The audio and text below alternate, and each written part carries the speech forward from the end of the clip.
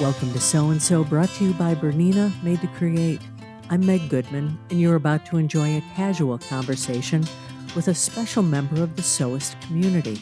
A conversation about how they got started, what inspires them, what excites them, and their connection to this community. Our guest today is Trixi Symonds, the founder of Sew a Softie, a global initiative that encourages adults, especially parents and educators, to teach kids to sew. Celebrating 10 years in 2026, this initiative has touched people all around the world. She originally trained as a primary school teacher and has spent more than 30 years teaching children to sew, running workshops, designing Softie patterns, and helping parents and educators bring sewing into classrooms and homes around the world. Her projects have been featured in Simply Sewing Magazine, Country Living, Homespun, Handmade, Casa Creativa, Patchwork Quilting, Australian newspapers including the Herald Sun and the Daily Telegraph, the Chicago Tribune, Parade, and Uppercase Magazine. She designed a Softie for the Ugly Dolls movie and the book Piranhas Don't Eat Bananas. She's also been a guest on numerous podcasts. She's held workshops in Kyoto, Amsterdam, and Melbourne, and in venues all over her home city of Sydney, Australia. Trixi is a mother of 4 adult children. Trixi, welcome to So and So. Thank you so much, Meg. I'm excited to chat with you today. You are one busy person. You have done so much, and I'm pretty excited about getting into your story and learning about you. So I'm just going to kick this off and say, how did you learn to sew? That's an interesting question. I didn't actually formally learn to sew. Sewing was, in some ways, always a part of my life. When my parents came to Australia from Vienna back in 1958, they couldn't speak English very well, and my mum had done an apprenticeship in millinery back in Vienna, so she started doing garment sewing at home because I was born a month after they arrived in Australia. So she had a sewing machine and she'd do garment sewing at home, although I don't remember that, but there was always a sewing machine around my home. And my mum was, every now and then she'd make me sort of clothing. So sewing in that way was part of my life. We did do at school in year 6. We did sewing. Mhm. Um, I was always getting in trouble in that class for some reason. I don't know what it was, but I was always in trouble. We made something exciting like as bloomers. I don't know why we made bloomers, but bloomers was our project in year 6.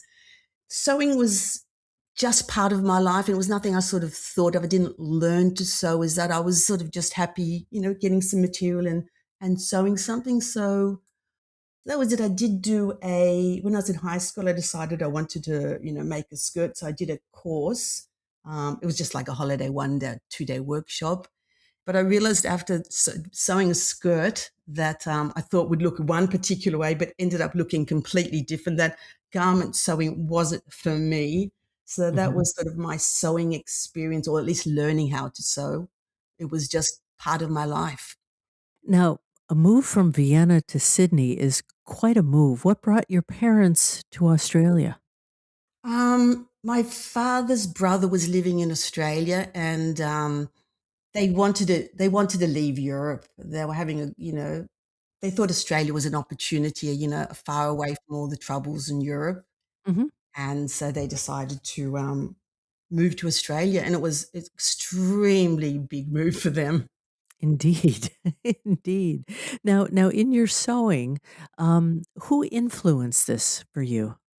I guess, like I said, sewing was always part of my life, but it was not like a big part. My mum was always doing all sorts of crafting, knitting, and crocheting. But what really, I guess, changed the way I looked at sewing was in my early 20s. A friend of mine showed me a quilt that she was making, and I hadn't any experience really with quilts. I hadn't seen quilts. My mum, never made a quilt. And all of a sudden there was this quilt, and I just sort of fell in love with the quilt and what she was making. And then I started reading about it was mostly the American quilts, and I loved the stories the quilts told. I loved the simplicity of the quilts. I loved that, these women would sew their life or their life experiences into their quilts. Like they would see, like, when they were westering, they would see a sort of a flower, and they would sew that flower into the quilt. And that, to me, all of a sudden, I don't know what it was. I think I'd been looking for something that, some sort of craft that meant something deeper to me. And I tried sort of decoupage and calligraphy and folk art painting, but nothing Mhm. really struck me. And all of a sudden, I started reading about quilts, and that sort of changed my life. And at the time, I was doing, craft classes, and I started slowly adding sewing into my craft classes. So I think that moment when I saw my friend's quilt changed the trajectory of my life in ways I could never, ever imagine. Do you still quilt? I do, but I have Uh-huh. to say, so what happened was I actually, the first quilt, I made a quilt for my daughter, but I hand sew and hand quilt my Mhm. quilts. So Mhm. they take me years to make. So the first quilt I made was for my daughter's, I don't remember which birthday it was, but it never made that birthday, but it might have made the birthday 2 years later. And so in that quilt, it was when actually, must sort of just say, when I do quilts, I just like simple squares. I don't do like very fancy quilts. It's always just squares. And it's the colors of the squares that I choose, or what I actually embroider on the squares. And that's how I love my quilts. So Mhm. I still, well, actually, I don't quilt anymore. The last quilt I made is still waiting for it to be hand quilted, and I decided the softies have taken over my life. So I'm actually going to, this is the first quilt that I'm going to have to get someone to actually quilt it for me. So the quilts, unfortunately, have taken a little bit of a back seat to my Mhm. softies, but the softies aren't complaining. Let's talk about those softies. Your Sew a Softie turns 10 years old this year, and over the past decade, it's really grown into a movement, just to show how simple hand sewing projects can get kids creating with confidence. Can you take us back to the moment when the idea first clicked for you? So Softy's 10 years old, but I guess it really starts, the whole idea of Sew a Softie and designing simple projects for kids started much, much before that. It's like I started my, like I said, my craft, they were after school craft classes, and I started introducing in those craft classes sewing. And the more I fell in love with sewing and quilting, the more sewing projects I did in my classes, until my craft classes turned into sewing classes. And then I did school holiday sewing workshops, and I would have kids coming from 10 in the morning to 3 in the afternoon, and they would just sit and sew all day. And what struck me about the sewing was how much kids loved sewing, and I could see how good sewing was for kids and how much they got out of sewing. And the other interesting thing was that mums would often come and say to me, "Look, this is the only workshop my kids want to do."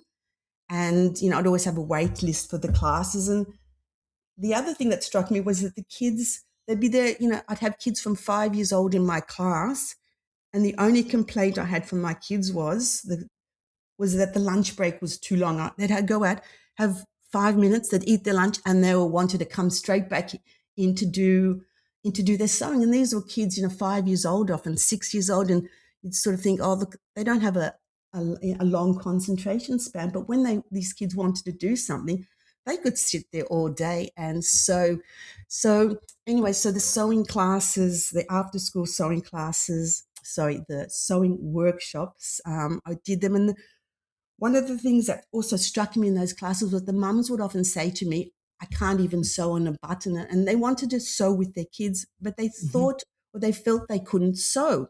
So then I thought, look, I've got to do something. And I decided I was going to write a book, and it was called Sew Together, Grow Together. It was sewing project that parents and children could do together.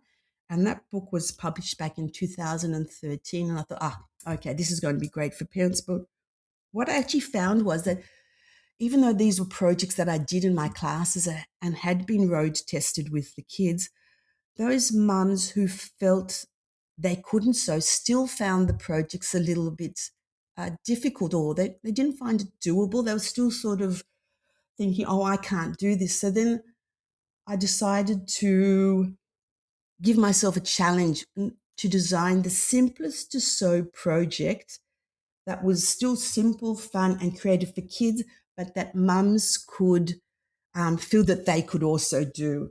Mm-hmm. So at the time, I was doing workshops in to promote my books. I was doing workshops, and one of the projects I did in my workshops in bookstores around Sydney was this little square cushion. It was something that I thought our kids could make in about 30 minutes. It would help promote the book, and it was just simply little square cushion fringes made out of felt. The kids just had to sew 4 little, lines of running stitch, and that was a pretty simple project.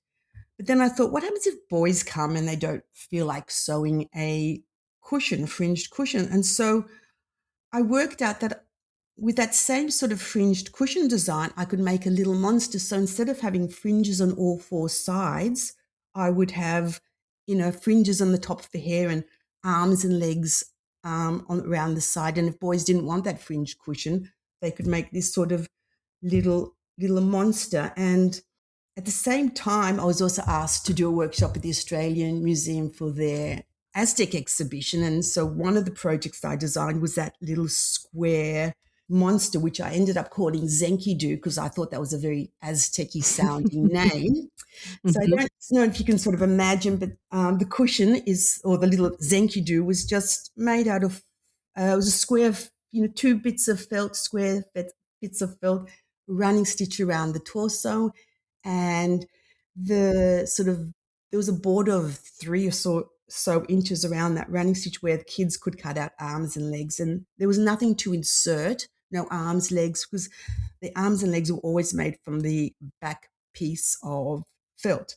Now, that little fellow, his name was Zenkidu, which we just sort of compressed and we just called him Zenki.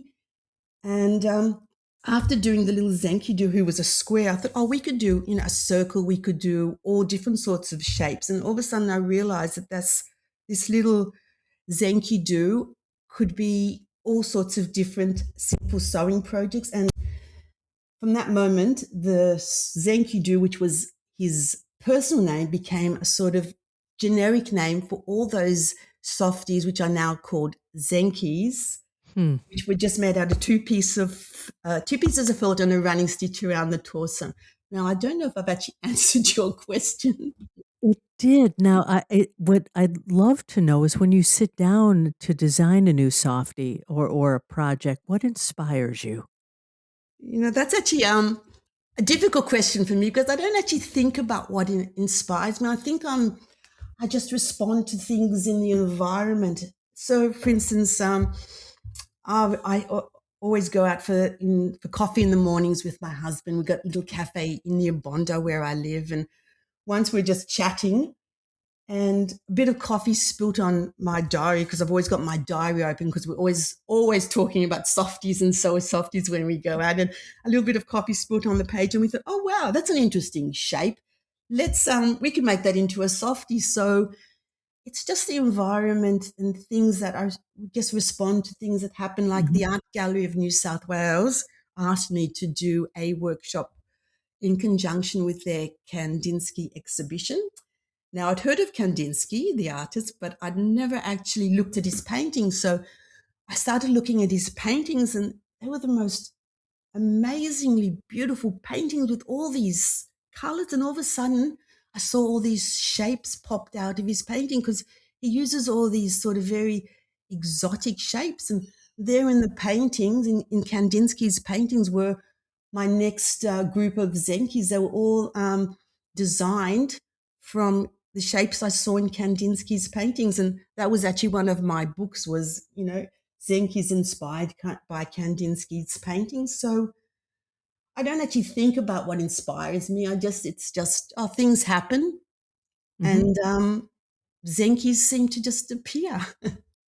Can you share a few stories about specific people or events that have been meaningful to you throughout the years?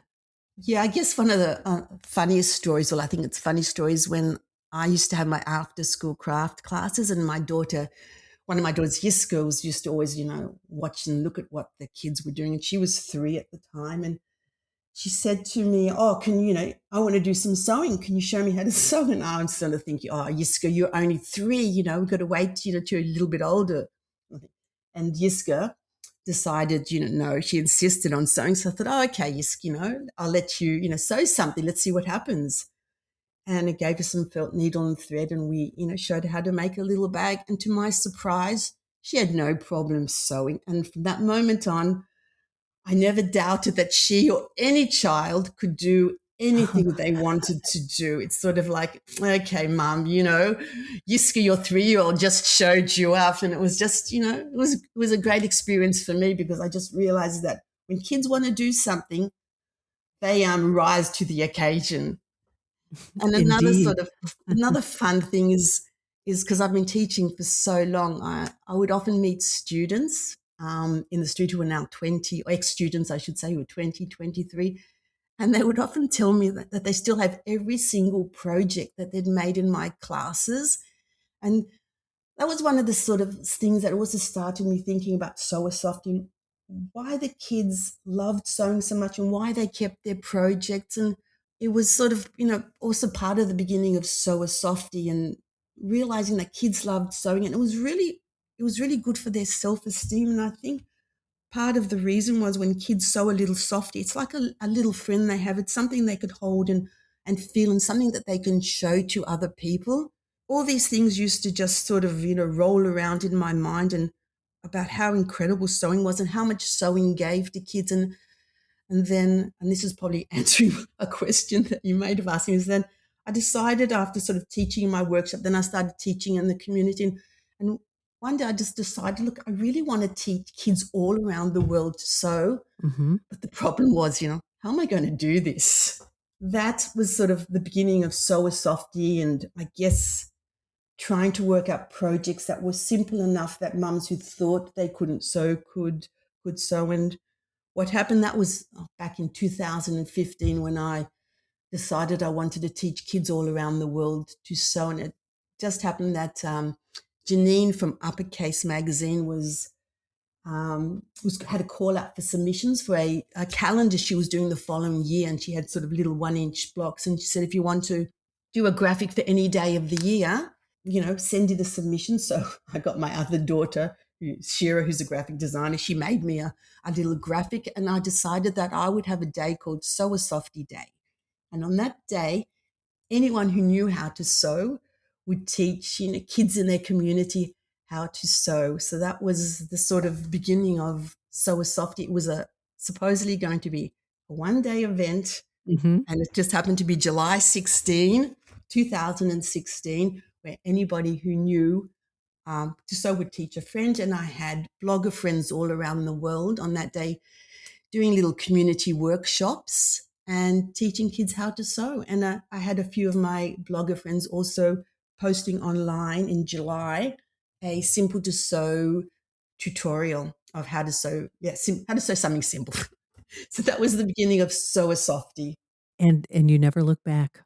Oh my goodness. It changed in ways that I could never imagine. Uh-huh. It has a life of its own, and it's nothing I ever planned, never sort of thought down of, this is what I want to do and this is how it's going to work out. It was just, oh yeah, let's teach the kids around the world how to sew. Let's have a Sew a Softie Day. And that's where it was supposed to end. But it didn't. And now you have an event called the Global Kids Sewing Party. Yes. Tell us about that. Okay, so let me just go back to 2016. So Sew a Softie Day in 2016, the next year turned into Sew a Softie Month. So for Sew a Softie Month, every day of July, a different blogger posted a simple to sew softie tutorial. And at that time, I was sort of my focus was mostly on mums, dads, grandparents, teaching their kids how to sew. The following year, I had so many tutorials that we had 2 tutorials every day in July. But what was really exciting about that year, I had kid ambassadors. So my kid ambassadors would teach a friend how to sew a softie. And that was really, really fun. And I have, kids all over the world. I had a little girl in Spain had, sew a softie on her balcony. So all over the world. kids were teaching their friends how to sew. So that was, I really love that. And the following year, and this is where the Global Kids Sewing Party comes in, the Children's Museum of the Arts in New York City had a civic kids program. And I contacted them and said, oh, look, do you want to join with me and do a Global Kids Sewing Party where kids sew a softie to give to someone in their community? And they loved the idea. So that was the first year of the Global Kids Sewing Party. And at that time, I thought this is just going to be a, one-off event. Except after the event, I kept on getting messages asking me, is this event going to happen again next year? So, of course, I said yes.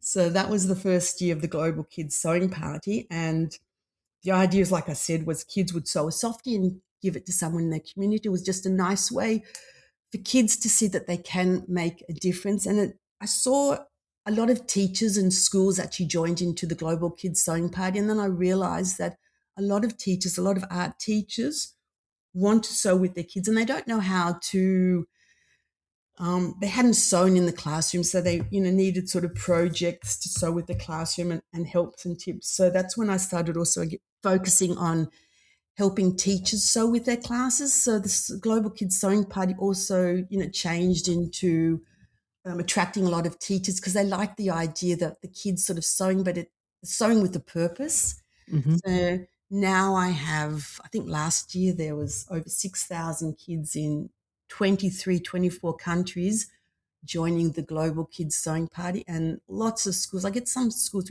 joining with 500 kids. They just join, the whole school joins and they sew a softie, and sometimes they'll give it to the older kids will sew a softie and they give it to the younger kids or to a cat shelter, or they go to the local, nursing homes. So, but Global Kids Sewing Party is for kids of any age. It's for families, for schools, for absolutely anybody who wants to join in. Do you have any idea how many softies have been created over the years? Oh, no, but I did try and work out. I think I've had about 50, because people register for the Global Kids Sewing Party. So I've Uh-huh. had about 15,000 kids just registering for the Global Kids Sewing Party. But those Zenki softies Mm-hmm. must be all over the world. There must, invasion. I think there must be an invasion of softies all over the world. And what's lovely, I always get, photos and, messages from teachers telling me that, once they start sewing with the kids, the students keep on coming back and asking, like, when are we going to sew again? And I think, wow, this is amazing. So, so soft, like I said, just grew from that one day event, and I never planned anything.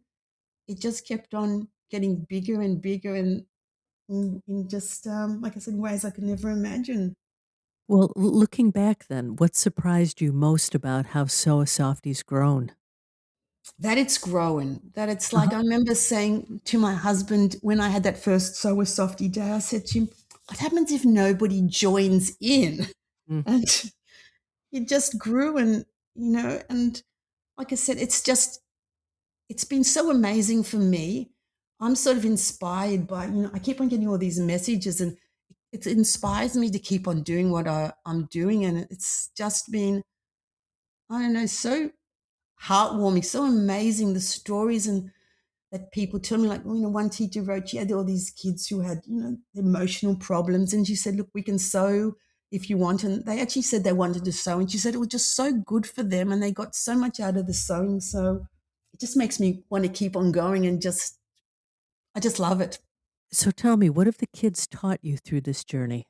Oh my goodness. They've told me that I've never underestimate what a child can do when they want to do something. Kids are Uh-huh. just amazing. I was once at a workshop, and I think it was an 8-year-old girl, a 9-year-old. She was doing, joined the work. She was part of the workshop, and her little brother was, watching. He was 4 years old, and he asked if he could join, and I said, yeah, sure. And this little kid was amazing. He was 4 years old. He could thread his own needle. He had no problem sewing. So never underestimate kids. And the other thing I've seen is kids are so creative. You give kids the raw materials and the skills. They just start working. They know what colors they want to choose. They don't care whether the stitches are big or small or perfect. they just love what they're doing and they can do it so well. So kids have taught me, I mean, I often used to, when I was years ago when I was doing my projects, I'd get my daughters to choose the colors because they just chose much better colors than I did. I think as adults, we often sort of second guess ourselves all the times, but Mm-hmm. kids, give them the raw materials and they just thrive. You live in Sydney, Australia, and it's a unique environment. Does it influence your creativity at all, besides spilling coffee on your diary? Yes. Well, you know what? It's the same thing. I sort of never think about it, but Sydney, living in Australia, I actually live at Bondi. I've lived there all my life. It has to influence me. Sydney's very carefree, very, easy go lucky. And I think that just influences, the things I do, the simplicity and what I do. I think our environment always, well, for me at least, always influence you. You respond to the environment. And I guess I don't sort of think about how I respond to it, but like I've got a book coming out in February, hopefully. It's just about Australian animals. So I guess, that's part of living in Australia is this sort of these unique and surprisingly amazing animals that we have here. And so I guess that's sort of part of the influence. So it has to influence me. And I guess I just never think of how it does exactly. I have to ask, you have a book coming out. What's the name of it? It's So Softie Workbook number 3, Aussie Okay, Critters to Sew with Kids. excellent. And can we find that on your website? It'll be on my website in my Etsy shop. And those Australian animals, like I just want to tell you, like the wombat has Mhm, square poos, the mhm. platypus shines blue under ultraviolet light. And thinking, where do these animals, come from? They're just so surprisingly strange. Yeah. So That's very unique. So we'll look forward to that. As I said at the beginning of this podcast, you're busy. But I'm curious, when you're not sewing or teaching, how do you like to spend your time? well, I love swimming in the ocean. There's a little harbour beach really close by, Nielsen Park. I love just diving in the ocean. There's something, especially I'm feeling a bit sort of, nervous or tense. You just jump in the ocean for me and all of a sudden everything seems to just float away. And when I'm swimming, you can see the sort of little fish swimming around. So I love swimming in the ocean. I love gardening. I love cooking. I love baking. I like playing with my grandkids. Mhm. There's so many things I love doing. And you know what? I love ballroom dancing, which is might be a bit of a surprise. But yeah, me and my husband do ballroom dancing too. It was quite funny actually. Our son got married about 10 years ago and we'd never danced. And we thought, oh no, we're going to have to dance at the wedding. So let's learn a few dances. So we went and had a couple of, lessons, foxtrot and waltz just in case. Mhm. And, 10 years later, and we're still doing our ballroom dancing. So, And like Sew a Softie, you never look back. oh my goodness. And I never look back. And if you would have told me 15 years ago that I would be doing ballroom dancing, I would have laughed and said, yeah, sure. So, Uh-huh. life is just sort of, you can't plan life. It just happens and you sort of, accept it and take it and enjoy it. And like I said, the Sew a Softie just was nothing I ever thought of doing. It wasn't my Mhm. sort of plan. And here it is. And I've got now, hundreds of Zenkis sitting in my cupboard that I've made over the years. And the one thing that I've realized from that simple first Zenki, that the amount of the creativity of that Zenki design just goes on and on. I never thought that. I thought, oh, square Zenki, that's it. And then all of a sudden it was a circle and triangle. And now I've, got hundreds of Zenkis made from that same simple design, 2 pieces of felt and a running stitch around the torso. Mhm. And I've these are designs that teachers make in classrooms, and because running stitches are very simple to learn stitch, it makes sewing really quick for kids, and which is one of the things important. It's always nice for kids to actually start a project and finish a project in one lesson. So yeah, who would have known? Trixie, what's next for you and what's your dream? You know what? I love what I'm doing. I love what I'm doing. I love Sew a Softie. The more kids that learn to sew, the more people I can inspire to sew with the kids, that's my dream. I love what I'm doing, and it's like I said, it's nothing I ever thought of, but I love it, and I just want to keep on doing Sew a Softie and sewing more Zenkis and publishing more books. We've talked about a lot today. In our conversation, is there any question I didn't ask you that you wish I had? No, I think you've asked all the great questions, Meg. This is wonderful, Trixie, and we'll be interested in checking out your Zenkis and following the work that you do. I have no doubt our listeners would love to reach out to you. What's the best way for them to do that? They can email me at trixie@sewasoftie.com. I'm on Instagram, Facebook. I've got a Sew a Softie Facebook group. I'm on YouTube, but probably they can DM me on Instagram or just send me an email to trixie@sewasoftie.com. Wonderful. Trixie, thank you again so much. Oh, my pleasure. It was lovely talking to you. Well, there you have it, another story about someone just like you, someone for whom sewing and quilting is so much more than a hobby. It's a way of life and a connection to something bigger. If you know someone you think has an outstanding story, a story that should be shared on this podcast, please drop me a note to meg@soandsopodcast.com or complete the form on our website. Be sure to subscribe to, review, and rate this podcast on your favorite platform, and visit our website, soandsopodcast.com, for more information about today's and all of our guests. That's SEWANDSO podcast.com. And finally, I'd like to thank Bernina for making this program possible. I'm Meg Goodman, and I look forward to you joining us next time on So and So.